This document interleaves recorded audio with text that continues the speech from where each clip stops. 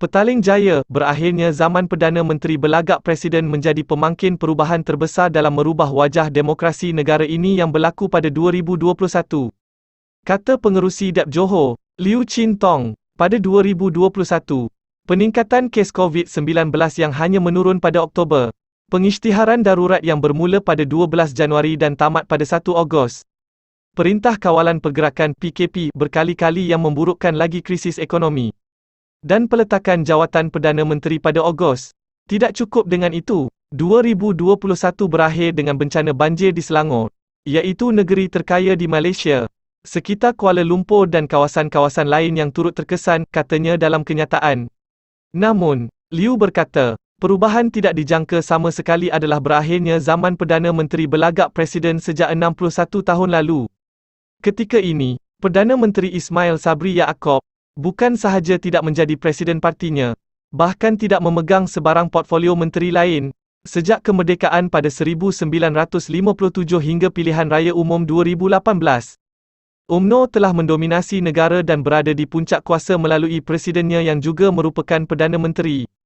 Struktur kuasa Perdana Menteri yang semakin besar telah menguasai badan eksekutif, kehakiman, dan juga kerajaan-kerajaan negeri apabila kebanyakan ketua menteri dan menteri besar merupakan pengerusi perhubungan UMNO negeri yang dilantik oleh Presiden Parti.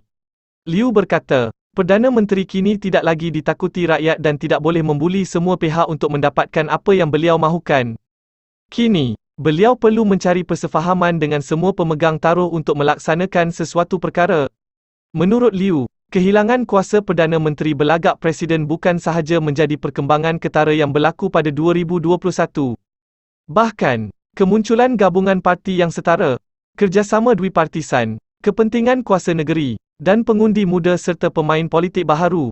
Kini, mana-mana Perdana Menteri yang mahu kekal berkuasa perlu bergantung kepada sokongan rakan gabungan serta pembangkang melalui perjanjian atau persefahaman keyakinan dan pembekalan sokongan. Gabungan itu akan kekal kukuh jika setiap parti bersetuju dengan matlamat yang sama dan tidak cuba untuk tikam belakang. Bagi mencapai hasrat demokrasi Malaysia, ia perlu melalui proses, sama ada semua pihak menewaskan UMNO sekali lagi dalam pilihan raya umum akan datang atau UMNO sendiri mampu mereformasikan diri untuk menerima demokrasi. Bagaimanapun, kerjasama dua hala dalam suasana politik yang terpisah-pisah bukan sesuatu yang mudah. Namun, Malaysia tidak boleh maju tanpa membentuk persepakatan dan kerjasama dwi-partisan. Kata Liu, mau ini diserang oleh dua pihak yang mahu menangguk di air keruh. Kumpulan pemimpin utama UMNO mahu pilihan raya mengejut diadakan melalui tekanan terhadap Ismail Sabri. Dan kumpulan daripada pembangkang seperti Warisan.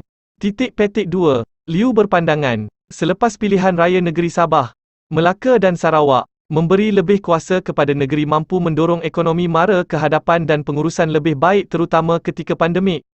Memberi lebih banyak kuasa kepada negeri dapat memajukan ekonomi Malaysia dan menguruskan pandemik dengan lebih baik. Negeri berhak menerima hasil cukai pendapatan yang dikutip di wilayah masing-masing.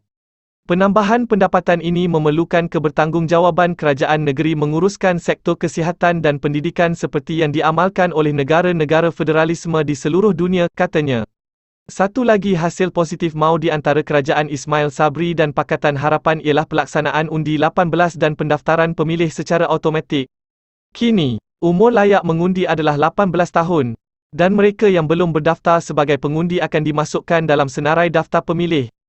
Hampir 5.8 juta pengundi baharu akan ditambah dalam senarai daftar pemilih yang berjumlah hampir 15 juta pengundi. Liu yakin bahawa sekiranya demokrasi pada masa hadapan tidak lagi mundur, perkembangan yang dilihat kini dijangka membawa harapan kepada amalan demokrasi